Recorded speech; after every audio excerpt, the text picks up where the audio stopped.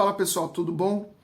Quero continuar falando sobre as duas casas de Israel, só que na parábola do filho pródigo. Na verdade, esta parábola nem deveria ser chamada de a parábola do filho pródigo, porque conta a história de dois filhos que se perderam. Um se perdeu fora de casa e o outro se perdeu dentro da própria casa. Mas antes de falar desta, eu quero mencionar duas parábolas anteriores a essa, que é a parábola da ovelha perdida e a parábola da dracma perdida. Jesus conta a parábola das 100 ovelhas da seguinte forma: qual é o homem que, tendo 100 ovelhas, a qual uma se perde, e ele deixa as 99 no deserto e vai atrás da ovelha perdida? Quando ele encontra, ele traz de volta com grande alegria e chama os seus vizinhos e se alegram. E ainda conta que a alegria no céu quando um pecador se arrepende, mais do que 99 justos que não precisam se arrepender. E também conta a história da dracma perdida, uma mulher que tinha 10 dracmas e uma foi perdida, e ela acende uma candeia e acha essa dracma perdida dentro da própria casa, e ela se alegra e chama os seus vizinhos e se alegram grandemente com júbilos, e conta até que a alegria nos céus. Depois destas duas parábolas, Jesus continua, aí ele começa a contar sobre a história dos dois filhos, dizendo o seguinte: certo homem tinha 2 filhos. O mais moço deles disse ao pai: Pai, dá-me a parte dos bens que me toca. Repartiu-lhes, pois, os seus haveres. Poucos dias depois, o filho mais moço, ajuntando tudo, partiu para um país distante e ali desperdiçou os seus bens, vivendo dissolutamente. E havendo ele dissipado tudo, houve naquela terra uma grande fome e começou a passar necessidades. Então foi encontrar-se a um dos cidadãos daquele país, o qual o mandou para os seus campos apacentar porcos, e desejava encher o estômago com as alfarrobas que os porcos comiam, e ninguém lhe dava nada. Caindo, porém, em si, disse: Quantos empregados do meu pai têm abundância de pão, e eu aqui pereço de fome? Levantar-me-ei, irei ter com meu pai, e dir-lhe-ei: Pai, pequei contra o céu e diante de ti. Já não sou digno de ser chamado teu filho. Trata-me como um dos teus empregados. Levantou-se, pois, e foi para o seu pai.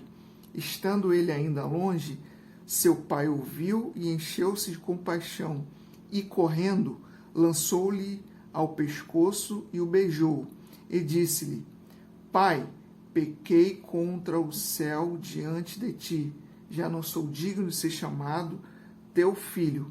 Mas o pai disse aos seus servos: Trazei depressa a melhor roupa, vestilha e ponde-lhe um anel no dedo e sandálias nos pés.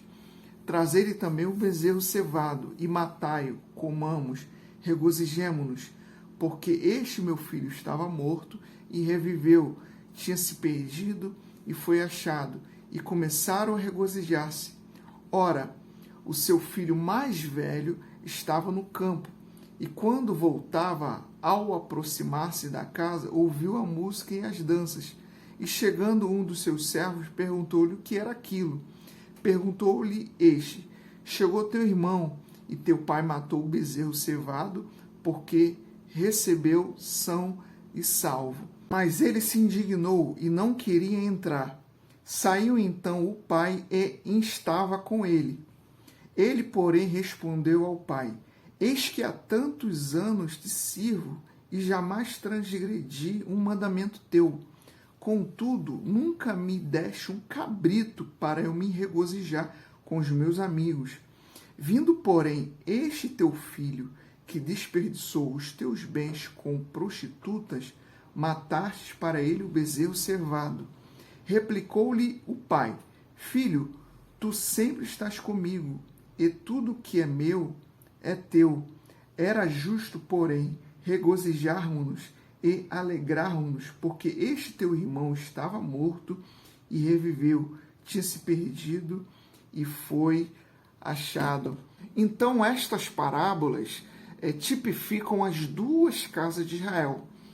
O filho mais novo representa a casa de Israel, o povo gentio que saiu da casa do pai e foi para fora, que ficou perdido fora, que se deliciou com os prazeres desta terra, deste mundo, e que precisaria voltar, precisaria se arrepender. Então, o filho mais novo representa o povo gentio, a casa de Israel. Já o filho mais velho, que ficou dentro da própria casa, representa o povo judeu, que estava perdido dentro da própria casa, que tinha as leis de Deus, que foi o povo que não foi rejeitado, mas mesmo assim precisaria se arrepender, precisaria alcançar misericórdia. Então o filho mais velho representa a casa de Judá, representa o povo judeu que precisaria do arrependimento. Isso também se dá na parábola da ovelha perdida e da dracma perdida. Na parábola da ovelha perdida representa a casa de Israel, porque foi perdida fora, a ovelha foi perdida fora, então precisaria ser resgatada de fora para dentro. Então precisaria de misericórdia, ser trazido para a casa do Pai. Já a parábola da dracma perdida foi perdida dentro da própria casa, representando a casa de Judá, o povo judeu que estava perdido dentro da própria casa. Então precisaria do arrependimento, precisaria do perdão. Então, todos os povos, judeus e gentios, precisam do perdão de Deus, precisam se arrepender, precisam voltar para a casa do Pai, porque Deus encerrou a todos debaixo da desobediência, a fim de usar de misericórdia para com todos. Então, todos precisam de arrependimento. Aí eu te faço uma pergunta: por que o filho mais novo decidiu sair de casa e viver uma vida dissoluta e para uma terra longínqua? Sabe por quê? Porque havia intrigas entre os dois irmãos. Havia brigas, rixas entre eles. Quando Roboão assumiu o trono, ele aumentou a opressão, a forçação de trabalho sobre o povo de Israel. Aí então que começou a guerra entre eles, porque as 10 tribos, Jeroboão, que era o cabeça das 10 tribos, não queria aceitar essa forçação, porque Roboão, ele ouviu o conselho dos seus amigos de infância para aumentar ainda mais os trabalhos forçados sobre o povo de Israel. A partir daí, quando se aumentou esses trabalhos forçados, que começou a guerra entre eles, começou a guerra entre a casa de Judá e a casa de Israel. Então, a história passou a ser contada sempre com guerra entre os reis de Judá e os reis de Israel. Eles sempre brigavam, eles sempre faziam guerra entre eles. Os irmãos brigando sempre, sempre havia conflitos.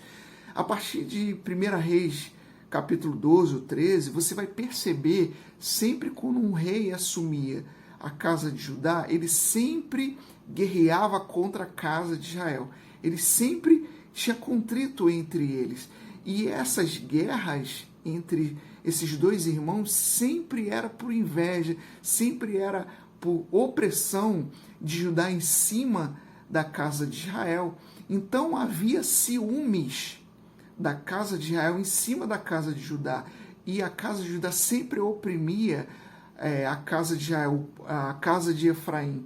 Então essas intrigas representam esses dois irmãos que sempre estão brigando. Lembra de Esaú e Jacó também?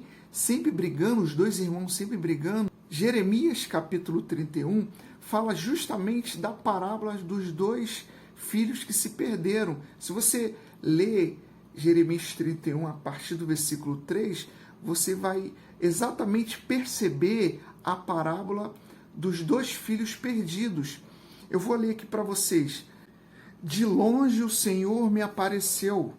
O pai estava de longe à espera da volta do seu filho mais novo, dizendo: pois com amor eterno te amei, também com benignidade te atraí. De novo te edificarei, e serás edificada, ó Virgem de Israel. Ainda serás adornada, veja, vestes novas que o Pai colocou no seu Filho. Com adufes, ainda serás adornadas com teus adufes, e sairás nas danças dos que se alegram. Veja, quando voltar, haverá música, haverá danças, haverá alegria, e sairás nas danças dos que se alegram. Ainda plantarás vinhas nos montes de Samaria.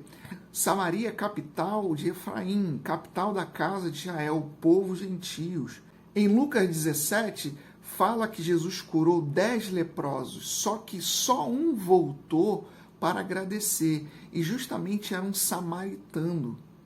E esse samaritano, o próprio Jesus fala, justamente um estrangeiro de Samaria. Então Jesus fala que os samaritanos são estrangeiros, mas Samaria é capital de Efraim, capital da casa de Israel. Os plantadores plantarão e gozarão dos seus frutos. Pois haverá um dia em que gritarão os vigias sobre o monte de Efraim: levantai-vos e subamos a Sião, ao Senhor nosso Deus. Pois assim diz o Senhor: cantai sobre Jacó com alegria, e exultai por causa da principal das nações. Proclamai, cantai louvores e dizei: salva, Senhor, o teu povo, o resto de Israel. Veja, aquele que estava longe. Eis que os trarei da terra do norte, e os congregarei das extremidades. Congregarei aqui a igreja. No hebraico significa carral, e no grego significa eclésia. É a mesma palavra que Moisés usa no deserto para dar instrução ao povo. Eis que os trarei da terra do norte, e os congregarei das extremidades da terra, e com eles os cegos e aleijados, as mulheres grávidas e as de parto juntamente, em grande companhia, voltarão para cá. Veja, aqui está falando sobre a casa de Israel que vai voltar, que o Pai recebe com alegria, com dança. Então, irmãos, as duas casas de Israel, ela vai ser restaurada na sua plenitude na vinda do Senhor Jesus Cristo. Ela está em processo de restauração. Então, quando Jesus Cristo vier, as duas casas vão se unir espiritualmente para formar, aí sim, a plenitude do corpo de Cristo, unidos a um só cabeça, que é Cristo Jesus.